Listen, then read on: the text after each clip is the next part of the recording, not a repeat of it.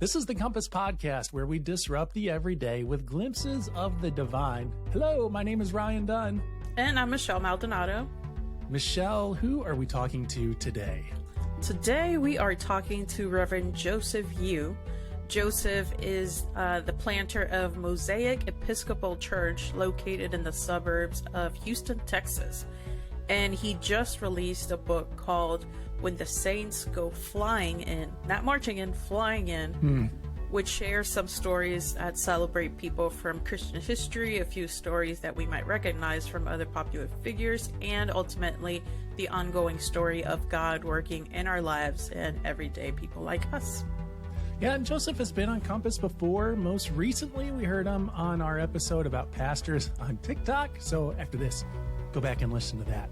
And he writes for our Rethink Church site regularly, in fact, monthly. So he's got a great sense of humor and a knack for disarming through sarcasm, which I think becomes evident in our conversation. So I'd say so. Yeah, he lays it on. Yeah. So let's meet or re-meet Joseph Yoo on the Compass Podcast. Joseph Yoo, welcome back to Compass. How goes it with your soul today, man? Today, a little bit apprehensive. I don't know how deep you want to get into this. Yesterday, we got an email from my son's school saying that a student was caught with a gun. And thankfully, this is a middle school here in Pearland. Middle school is 5th and 6th grade, so it's one of the 5th or 6th graders that brought a gun. But thankfully, he wasn't. He made a threat to a student the day before, brought the gun yesterday, and then in his immaturity, just was handing out bullets to friends, and that's how we found out that he had a gun. Okay. But there was no lockdown. It was handled quickly, carefully, and my son didn't know anything about it, or there wasn't a lockdown, so he didn't really know that it didn't affect him. So this morning we were like, do we send him to school or not? But then he really wanted to go, and my wife and I figured if there is the safest day of school, today would be it, because everyone's on high alert and whatnot. So anytime there's a siren goes off, my heart drops just a little bit. Yeah. Other than that, doing fine. Okay. Other than that. Yeah, well, it's tough to pull your attention away from things like that. It's like when part of you is walking someplace else. I get it. Yeah, it's a weird time to be living in. But we won't go into that detail because it might be very divisive that we don't want to get into yet. Haven't they always said it's a weird time to be living in, though? You've written this book that touches on the lives of saints, and certainly, like, are you laughing at my transition? Yeah. This is pro tips here on the Compass Podcast. This is how we mesh it back. That was smooth. That was really smooth. Anyways, I lost my train of thought now coming out of that. Like, I had it all laid out. But hey, let's talk about saints. Let's just do it that way. Hey, Joseph, let's talk about saints. So, your book, The Saints Go Flying In, is out now, and for you, it kind of came out of a place of, I don't want to say ignorance, but just like something that you got kind of challenged with that you didn't know a great answer for. And what I picked up early in the book is that somebody had actually asked you like who your favorite saint was, and you didn't know how to answer it. So now that you've kind of invested some time into it, do you have a favorite saint? Yeah, it was I didn't even know that was a thing. I didn't know people have favorite saints. And apparently a lot of people do. And so currently, my favorite one, I'm pretty sure it'll change as the season goes, but where I am in my ministry and where our church is, I relate to St. Jude a lot, because St. Jude is the patron saint of lost causes. And which I always thought was, when I learned that, I thought it was really funny that St. Jude is also the representation of the children's hospital. Yeah. And it's like, oh, so he's, like the sick children are lost causes. Like, what is going on here? But I just like the idea that there is a saint for those who might feel like they are a lost cause. But then, the question is, if if we are children of God, is anyone really a lost cause, right? Yeah. Well, that's kind of the idea with the Children's Hospital, right? That, kind of snatching victory from the jaws of defeat in a way. Well, the story of why I did write this in this book, but so Saint Jude is a saint of lost causes because his name is very similar to Judas the Iscariot, and so traditionally no one wants to pray to Judas in the sense that they might be afraid that they're praying to the betrayer, the Iscariot. So the fact that you pray to St. Jude means that you're like the desperate of the desperate of the desperate, like anyone just please hear me, help me, like send this message to Jesus, whoever's there. But the founder of St. Jude was a struggling actor, and he was having a baby on the way and had really no means to like provide, so he was really stressed out. So one day he said a quick prayer on behalf of St. Jude and said, hey, if you get this message to Jesus and help me get gigs, I will return the favor. And he, I think he was one of the most, he was a very successful radio star or something, and kept his end of the bargain and started St. Jude. That's really cool. I didn't know that. Yeah. I didn't either. It's like cue the meme, the more you know. Right.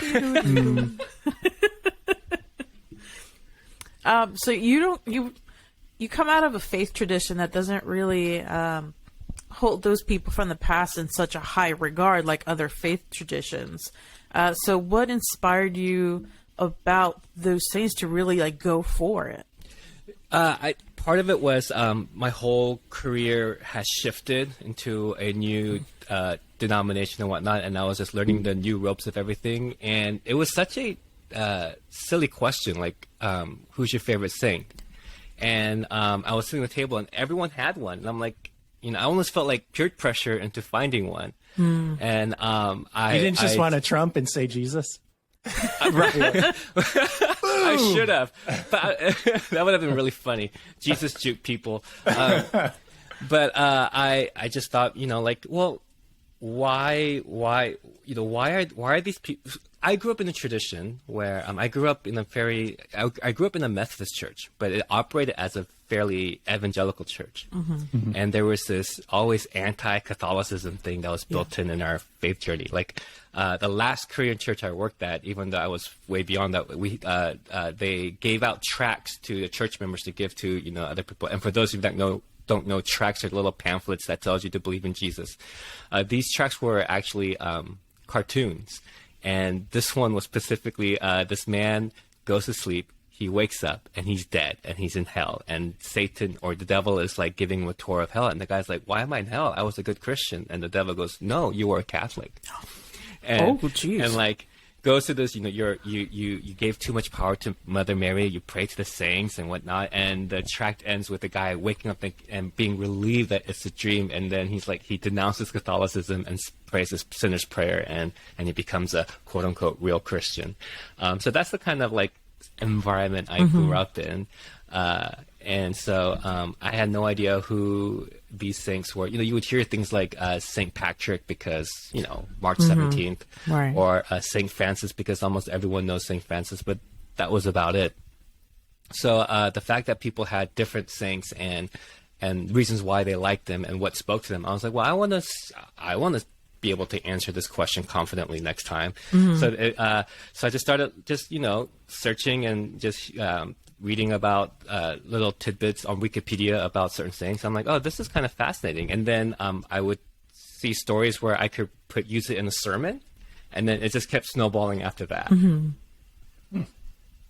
I love that part of your research includes Wikipedia. It was predominantly Wikipedia. So vindicated in a way. Like, all right, that's legitimate. I understand. That's wonderful. I want to know, so you talk about the kind of the venerated saints within your book. I mean, the people who like officially have saint attached to their name, so there's Saint David and Saint Augustine and those folks. But you also talk about other people of faith formation within the book. So it just kind of triggers for me a question of, from your perspective, what makes a saint? For me, I just anyone that's really living out their faith loudly and boldly is, I would consider as a saint with a lowercase s, I suppose. But like we've all people who've mentored us, people who've inspired us, people who've really taught us what it truly means to follow Jesus Christ. Those are people who put up with us as Sunday school kids. Like those are truly saints in their own right. Every once in a while we'll sing This Little Light of Mine for church. And my worship leader loves to sing this, I guess the second verse, hide it under a bushel, no. And every time I sing that, I can't stop laughing because I remember as a 9-year-old, I would say, hide it under a bush, hell no.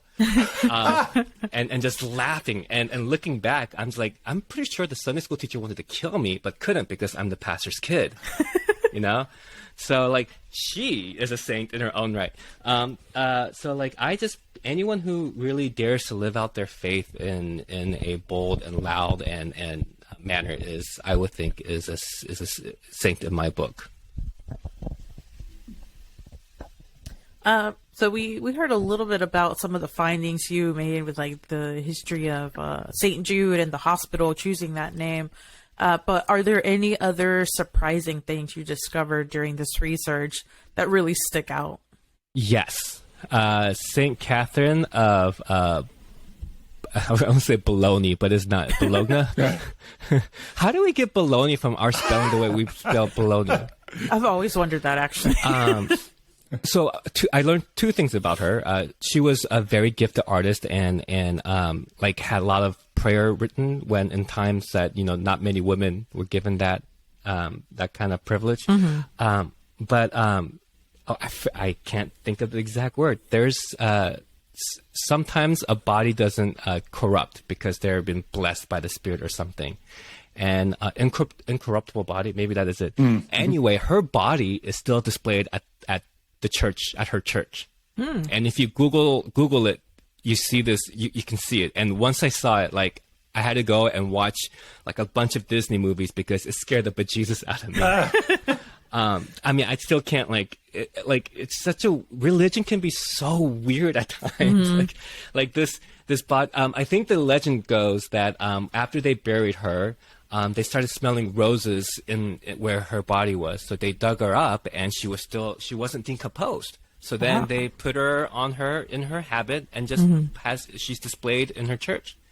And personally, like I'm always afraid of churches at night because like it's just creepy. And like I remember my last church, there was a lot of wood. So I on Saturday nights I'd go at church at night because I knew that the custodial staff they were all gone, so I could run through my sermon without any interruptions. And then I just sit there, kind of like gather my notes, and you hear all these noises creaking and cracking, and I'm like, I think I saw something move, and like I'm getting really scared. I just couldn't imagine how I would feel if I knew that there was a dead body in front of the window for everyone to see. I'm out. I can't go to that church ever. But that was one of them. I mean, it had nothing to do with anything, but it was just so like shocking and jarring. Like I thought they were making it up, but when I Googled it, Google never lies, hopefully. So, but that was, I'm still like a little bit shook by that. I think they're called incorruptible bodies. Somehow, some way, God doesn't allow them to decay. Was there anybody who you came across that you would really love to have worked in the book, but you just couldn't figure out how? Like, just such a cool, compelling story that you're like, oh, man. My original 9, 10, including my son, who's not a real saint, but Godiva was one of them. But then I started looking around, and apparently Godiva is not an official saint, but the reason I found her so fascinating is that we get the phrase "peeping Tom" from Godiva's story. Her husband was like this ruler and taxed his people very, very heavily, and the people started complaining, and she had such a compassion for them, so she went to her husband and says, "You got to lay off, you got to cut down the taxes. Your people are gonna they're dying under your rule." And he basically said, "Hey, if you walk the streets naked, I will I will hear your cause. So she ordered all the townspeople to be in their house and, you know, be away from the window while she rode on horseback naked. And apparently a lot of depictions of Godiva is on a horse with her hair covering, but except for there's this one guy named Tom who happened to take a look. And from that point on, he was a peeping Tom. I don't know how I was going to work that in. Right. Like, looking back, I'm glad that she wasn't a saint, because I'm like, well, there was such a fascinating tidbit I really like the way, like, we get the origins of our phrases and whatnot. So the fact that I discovered that's where we get peeping Tom from was a source of joy for me. That is interesting. And now she represents chocolate. Yeah, exactly. I was wondering what the connection was there, but Yeah. anything did you come up, like, was she also a chocolatier, or I think her boldness and her bravery is what the website said. Godiva is what the website. Yeah, The chocolate's website. Okay. So yeah. I don't know how to segue from chocolate to this. So I'm not even gonna attempt. We're gonna throw out all transitions here. Let's jump to the next. Yep. I wanted to ask you about the cover of your book, because it's interesting. For those who aren't looking at it, it's this really cool, like, blue with I believe that's a goose. A goose, a pigeon, and a dove. Yes. No, a goose, a dove, and a sparrow. I'm sorry. Yeah. In that order. So I wanted to ask you, like, what are the symbolisms for the three different birds, and why you chose them? First, shout out to Kayla Gabayo, who's the artist. I met her husband through a TikTok live, and they were going through some stuff with their church and said, I need some advice. And I was like, email me. And we've kept in touch ever since, and then found out that he's a great musician and she's an artist. And I was like, hey, I have an idea for this book. Would you mind doing this? Anyway, that's also... I have a much more crude version of that on my, as a tattoo on my right side of the chest. And it's here because there's no way that my parents could see it. Like, there's no reason for me to be shirtless in front of my parents. Define crude. You mean just art-wise, it's just an outline. That's what okay. I just realized when you said crude, so it's not as artistic and pretty. I wish I met Where Kayla can you go first. with that, with a pigeon and a... So, Back on topic. my parents have the book. I don't know if they've read it. My parents, English is still their second language, so I don't know if I think they're just proud to have a book with my name on it. But because I haven't gotten the phone call yet saying, you have a tattoo, or they're just ignoring it. But the song "Three Little Birds" came at a time where I was just. I truly felt it was a message from God in a time that I was experiencing, like, the worst professional season of my life, and it just served as a reminder that God was with me. And when that happened, the theme "Three Little Birds" would be appearing everywhere, like, where I could not ignore it. And like, looking back, I truly fully believe those were just little messages from God saying, reminding me that I'm not alone. On top of that, during this wilderness phase of my career, I discovered that the Celtic symbol of the Holy Spirit is a goose. Oh. And I just really, really resonated with that because goose are just, like, you see those videos where the mother goose is, like, chasing after men, and people, like, they're close to their nest, and they just won't. They're relentless, and they're chasing, and the human being is like 5 times bigger than she is, and she doesn't care, and she just goes after them. Like, the Holy Spirit being like that, representing that, like, really, really spoke to me. And then I think I even wrote this an article for Ryan on this, but pigeon and a dove scientifically don't have that much difference. They're essentially the same animal. And just thought it really curious that doves are venerated and pigeons are, like, ill. My friend would call it rats with wings. And I can't remember this person's name, but he did a study, and he says the reason why humans hate pigeons so much is they don't stay in their lane. They keep crossing places where we think it's humans only. And so, and just as a scavenger, as a person that continually crosses borders without permission, that spoke to me as the Holy Spirit. And then just one time in my devotional when I was feeling really low, I opened randomly and came across a passage where Jesus said, "Aren't you worth more than 2 sparrows?" And so those birds with the song "Three Little Birds" were just a rally cry for me to get through the season, and enough to get my first tattoo at the age of 39. Still scared of my parents.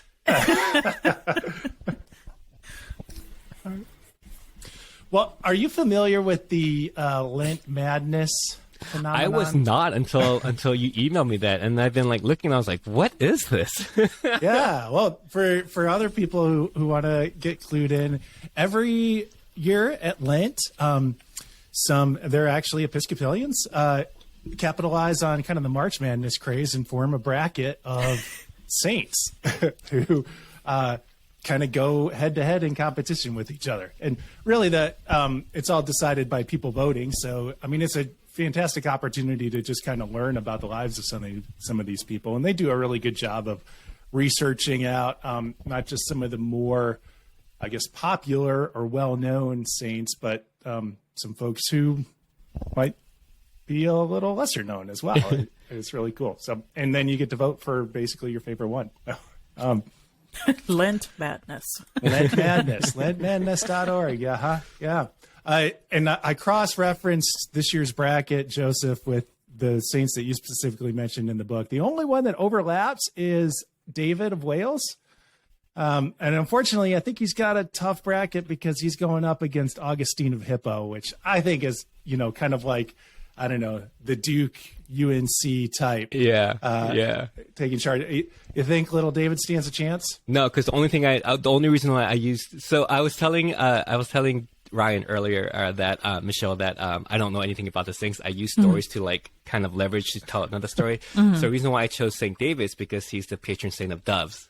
And I wanted to include I wanted to include a dove story in my. But the reason why he's a dove is one of the. I think to be officially canonized by the church as an official saint, you have to have like miracles attributed to you, and some of these stories of these saints, like the older they are, like the more further back in history, they sound like almost mythical, like Greek mythology. So Saint David was a very well-known preacher. Everyone loved he was a great preacher, and one day he was preaching outside, and people couldn't see him or hear him, and all of a sudden the ground just rose from the ground, and it became a hill. And then when that happened, a dove landed on his shoulder. So that's why he became the patron saint of doves. But like St. Augustine, most people know St. Augustine more than they would know St. David.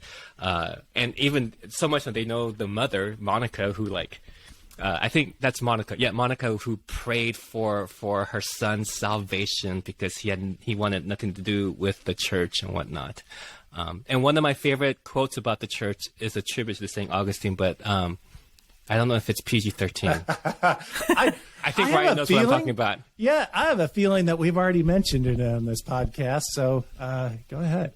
Oh, the church is a whore, but she's also my mother. Yeah.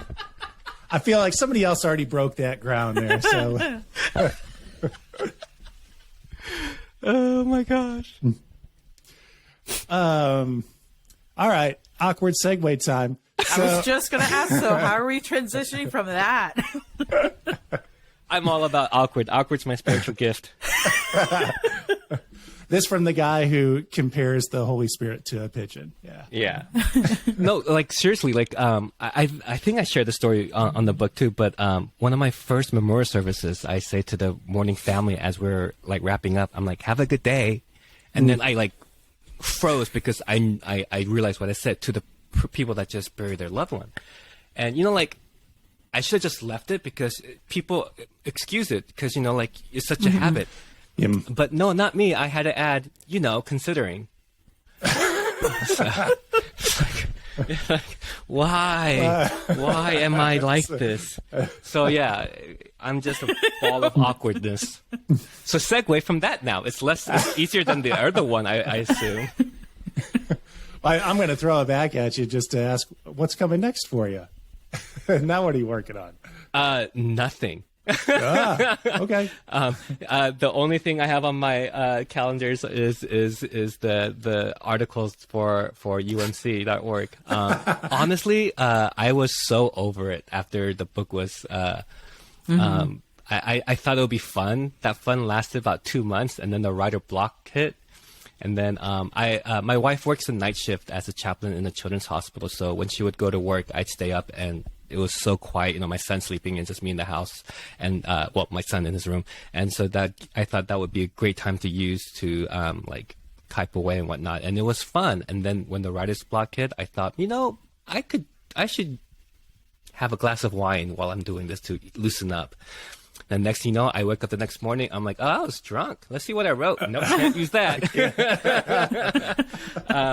But honestly, right now, we are in a different season of our church plant. So I just want to make sure that I give full attention to that. And if something comes up or an idea strikes, I might tackle it, see where it goes. But as of now, like, I'm done. I'm retired. Gotcha. Well, let's talk about that church plan a little bit. We got a few more minutes. So tell us where you're at and what you're doing. You planted the church Mosaic and in the midst of the pandemic, right? Well, we were very fortunate in the sense that pandemic happened before we officially started anything. Like a couple of my colleagues were 3-4 months in when the pandemic hit, and they've had a hard time trying to get that momentum back. So for us, we didn't have any, like, we lost a lot of momentum for sure, but we didn't have, like, it worked out for us. But now we're about a year and a half of meeting in person. And we're just trying to our focus really is to create space for people who feel like they don't have a space in the church. But the thing is, we live in Houston, and we live in a suburb of Houston called Pearland, and it's very, very conservative, evangelical. And I realized if I had gone the old, like, Baptist non-denominational route, we'd probably be a lot more people in the church, if so to speak. But the people that I want to connect with that who've been either burned or turned off by their church don't want to come back. Rightfully so. Like, I don't blame them.